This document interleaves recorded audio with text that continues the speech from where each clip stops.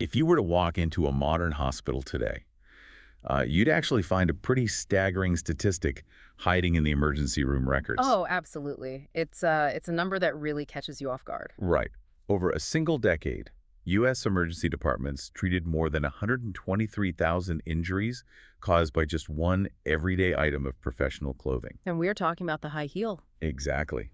And the rate of those injuries, it actually nearly doubled over that 10-year period. Which is wild, but I mean, the sheer volume of those injuries tells us something critical. We often treat professional dress codes like they're natural laws of physics. Like rigid rules you just have to follow. Right, especially if you want to be taken seriously in the workforce. But those numbers reveal the real physical toll of, conforming to standards that actively fight the natural anatomy of the human body. And for those of you listening, especially if you are stepping into a new professional environment or re-entering the workforce, navigating these expectations can feel totally overwhelming. Oh, for sure. It's like a maze. It really is. Professional dress codes often operate like this moving target designed by a committee of ghosts. You are inheriting a set of invisible, unwritten rules created by generations of people who aren't even here anymore. Well put. So the mission of this deep dive into our sources today is to examine the surprising history, the very real health impacts, and the biomechanical safety of professional footwear. Because the foundational principle we're working from today is simple. Your feet must last you a lifetime. Yes, exactly. Your shoes are entirely replaceable, but your feet and the joints they support are definitely not. Health and physical safety will always outrank fashion. Always. And, to really grasp how flexible and entirely invented these workplace rules are, we have to look at the origins of the garments themselves. Right, because they didn't just appear out of nowhere. Exactly. Right. The modern high heel is universally recognized as a symbol of female professional or formal fashion, but its origins have absolutely nothing to do with women, boardrooms, or, aesthetics. Far from it. I mean, the high heel actually began as 10th century Persian men's cavalry gear. Wait, cavalry gear? Like for riding horses? Yeah, exactly. It was a specific type of riding boot called a galesh, and its purpose was purely functional and highly tactical. So how did that work? Well, when a cavalryman was riding a galloping horse and needed to shoot a bow and arrow, he had to stand up in the stirrups. Oh, I see. Right, and if you try to stand in a smooth, flat-soled shoe, your foot just slides straight through that metal loop and you fall off the horse. So the heel acted as a physical brake. Exactly. It locked the foot against the stirrup, providing a really stable platform for a soldier to fire a weapon at high speeds. So mechanically speaking, the original high heel was basically the 10th century equivalent of a modern steel-toed work boot, or like a structural harness. That is the perfect way to look at it. It was Yeah. heavy-duty military equipment. Wow. But, as we see throughout history, any equipment associated with horses quickly becomes intertwined with economics and social class. Because horses were expensive, right? Immensely expensive. Owning, breeding, and maintaining them required massive wealth. So wearing a heeled riding boot when you were simply walking around town became this potent male status symbol. It broadcasted to everyone in the room that you belonged to the nobility. Right. It proved you had the resources to ride a horse, rather than being a low-ranking foot soldier or a laborer who had to literally march through the mud. So you were physically elevating your foot above the dirt, Yeah. signaling that you were socially elevated above manual labor. Yes, exactly. And when Persian emissaries traveled to Europe in the 17th century to forge alliances, well, European aristocrats observed these heeled boots and immediately appropriated them. They just stole the look. Pretty much. They loved the visual shorthand for exotic wealth. I mean, King Louis XIV of France famously painted the heels of his shoes red to signify his extreme privilege. Oh, right, the famous red heels. Yeah. And his footwear was deliberately designed to be impractical for walking. It served as this walking billboard that loudly declared he never had to perform a single day of physical labor. That presents a really fascinating irony. We have a garment that originated as hypermasculine military gear designed to enhance physical capability, Right. which then morphed into a male status symbol and eventually transitioned into a required standard for modern women that actually limits physical mobility. It really demonstrates how the cultural meaning of a garment is just entirely malleable. The split in gender conventions didn't even happen until the 18th century. Really? That late? Yeah. Men's shoes gradually shifted toward wider, flatter soles designed for practical walking, though that original Persian cavalry heel still survives today in the angled Cuban heel of the modern cowboy boot. Oh, that makes total sense. Meanwhile, women's heels were designed to become progressively narrower, taller, and more ornamental. The societal agreement just shifted. Knowing that these rules are just temporary societal agreements is incredibly empowering for you as a listener. It means you are not bound to some law of nature. You are just navigating a trend. However, history also provides a rather grim warning about how powerful these trends can be. Culture frequently overrides our basic biological instinct to avoid pain. It really does. When an aesthetic becomes a prerequisite for social survival, people will endure devastating physical harm to conform to it. And to understand the extreme end of that spectrum, we have to look at the history of Chinese foot binding. Right. And we want to treat this history factually and soberly, because it serves as the ultimate cautionary tale about sacrificing physical health for a societal ideal. Yes. So foot binding was a practice that originated in 10th century China, and it lasted for hundreds of years. The stated goal was to achieve the golden lotus. Which was what, exactly? It was an aesthetic ideal where a woman's foot was reshaped to be roughly 3 inches long. 3 inches. From a strictly anatomical standpoint, how's that even physically accomplished? Well, the process required aggressively fighting the natural skeletal structure of the human body. It involved soaking a young girl's feet, curling the 4 smaller toes tightly underneath the sole, and then binding the foot with long, incredibly tight cotton bandages. And this was done to break the bones. Over time, yes. The sustained pressure would break the arch of the foot, folding the heel and the toes inward toward each other. And this was not just some fringe practice limited to a small group, right? The demographic reach was massive. Massive. Records indicate that by the 19th century, somewhere between 40 and 50% of all Chinese women had bound feet. Wow. Half the population. Yeah, and within the upper-class Han Chinese population, that number was closer to 100%. It just begs the question, how does a practice that causes so much agonizing pain become universally adopted? It became an economic and social imperative. Having bound feet was a visible marker of class and survival. Because they couldn't work in the fields? Exactly. In agrarian societies, if you had natural, unbound feet, it meant you were capable of heavy field labor. A bound foot signaled that you were destined for indoor labor, like spinning silk or weaving. So it was a status symbol. Yes, and more critically, it became a strict prerequisite for securing an advantageous marriage. It was literally the entry ticket to economic stability and higher social standing. But the biological toll was catastrophic. We're talking about women suffering from severely restricted blood circulation, chronic infections, and flesh necrosis. Terrible health outcomes. Right, because the structural integrity of the foot was constantly compromised and reshaped. It led to exceptionally high rates of osteoporosis and lifelong physical disability. Yeah. It even necessitated an entirely different way of walking known as the lotus gait. Which is where a woman had to walk primarily on her heels with slightly bent knees just to maintain basic balance. And that forced the muscles of the thighs and the pelvis to remain in a constant state of tension. Exactly. This history really forces us to evaluate our own boundaries. The core message here is that no standard of beauty or professional expectation is ever worth inflicting permanent harm on your own body. Never.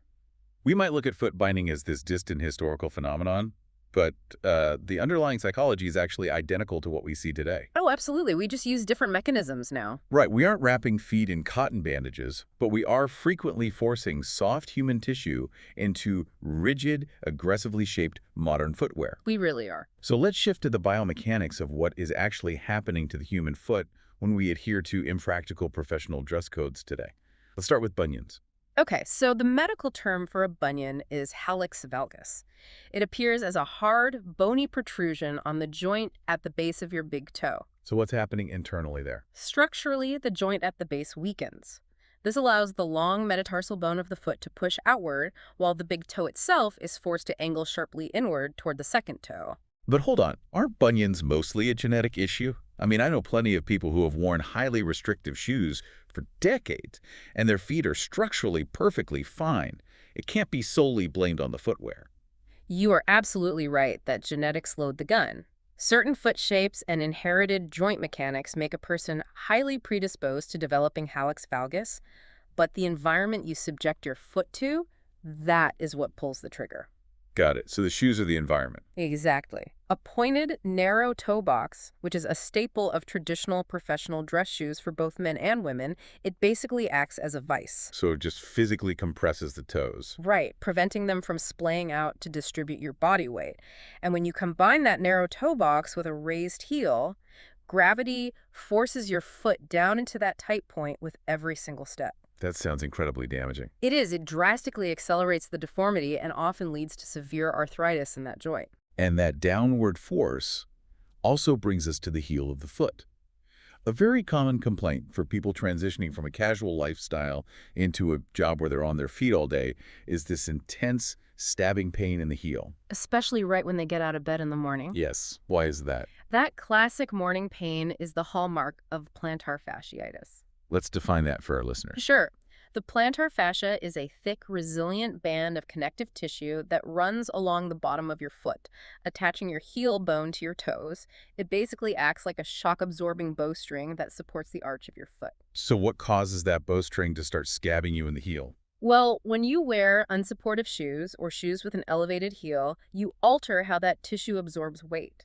The repetitive strain from walking on an incline causes micro tears in the fascia. Boo. Ouch. Yeah. And overnight, while you sleep, your foot rests in a relaxed downward pointing position, and that damaged tissue begins to heal and tighten. So when you wake up, The moment you step out of bed and put weight on your foot, you forcefully stretch that tightened tissue all at once, tearing it anew.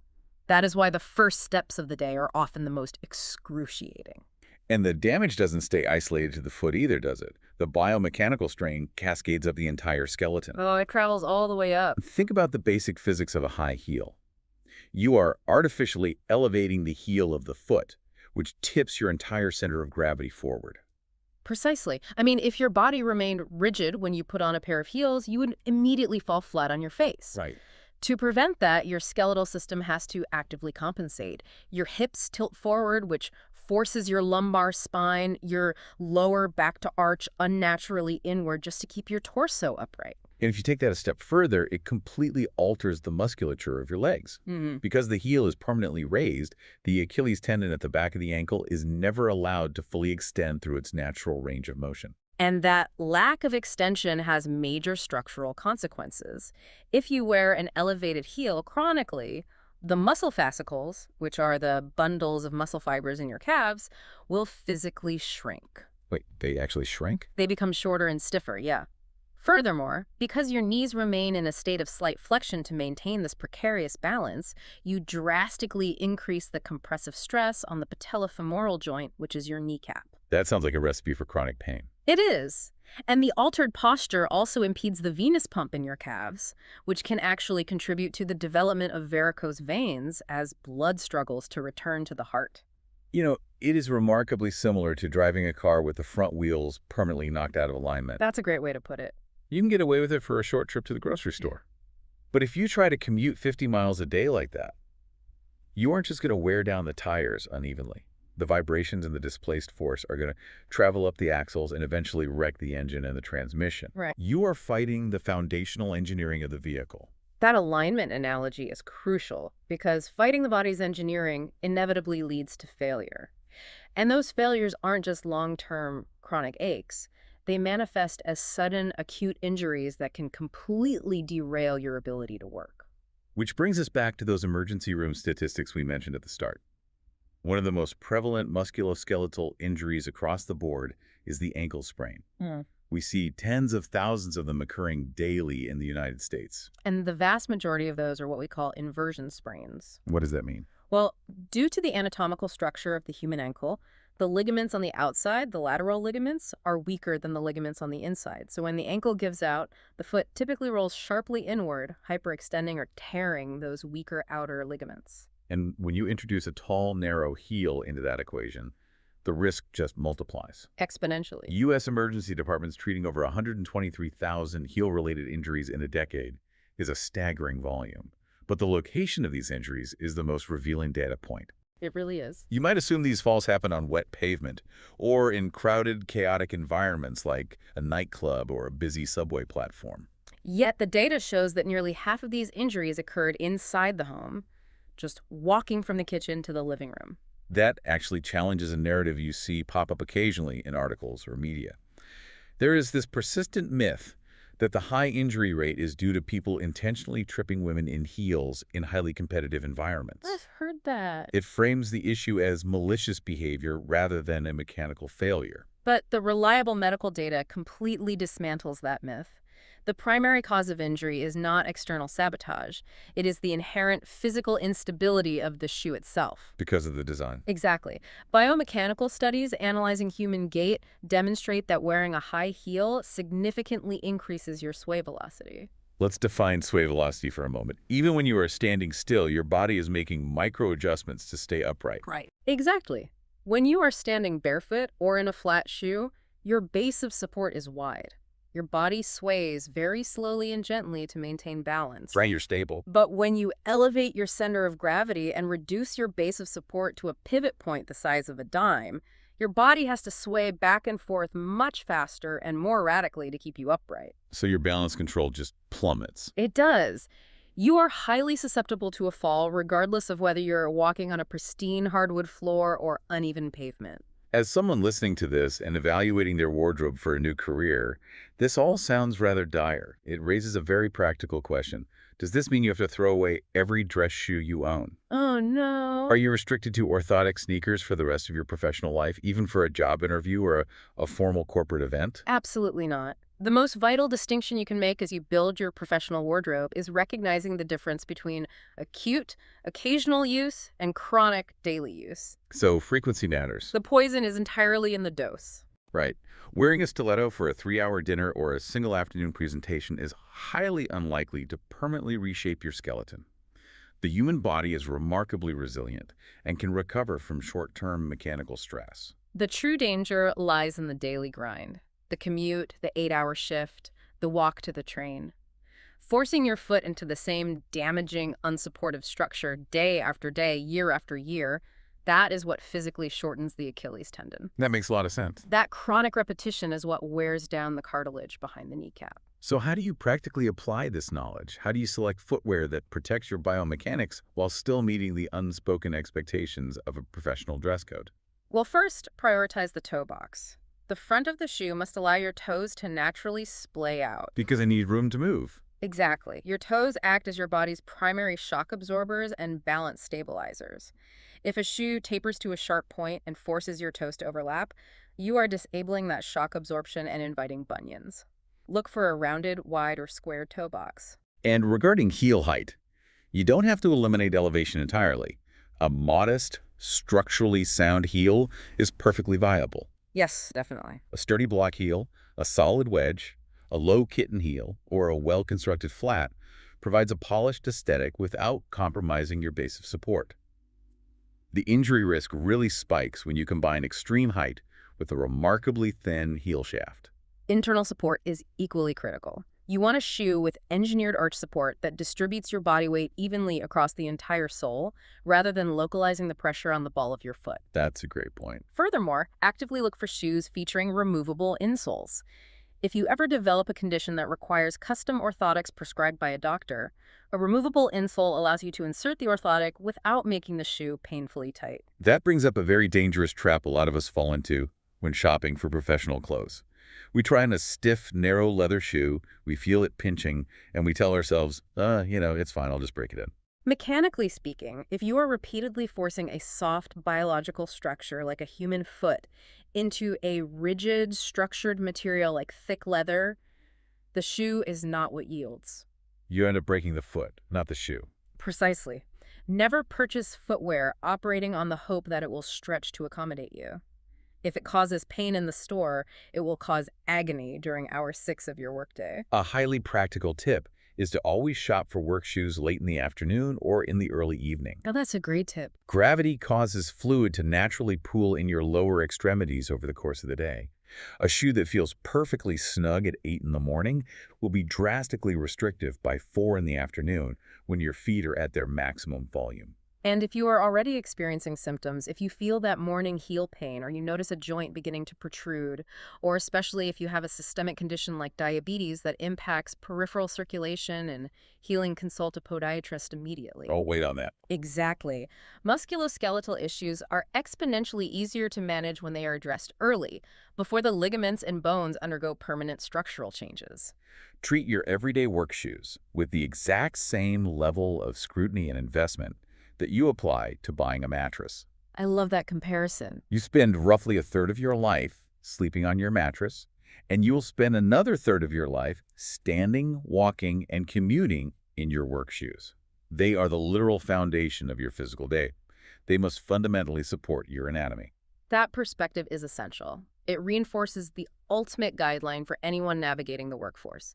No dress code, written or unwritten, outranks your physical health. Exactly. Certain silhouettes may be considered part of an unspoken professional uniform, but your long-term mobility and your bodily safety always come first. Which brings us back to our core objective today.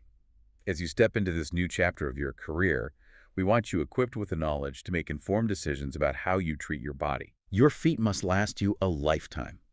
Keep a dedicated, highly supportive pair of shoes for your commute. You're entirely capable of looking sharp, projecting authority, and commanding respect while simultaneously prioritizing your anatomical health. You are the ultimate authority on what you wear to work. And as you evaluate your wardrobe choices this week, consider this final thought. Okay. If the high heel originated as a hypermasculine, tactical military tool for Persian cavalry, and centuries later morphed into a mandatory aesthetic standard for modern female professionals, well, what perfectly normal, standard item of office clothing that we wear today will future generations look back on and find completely absurd? You know, it really makes you wonder if 100 years from now, people will be baffled that we willingly tied restrictive strips of silk around our necks to cut off circulation to our brains in the name of looking professional. Right. As you walk into that new environment, remember that the manual on professional dress might seem intimidating, but those unwritten rules are entirely invented. You have the power to write your own rules for your own health. We'll catch you on the next deep dive.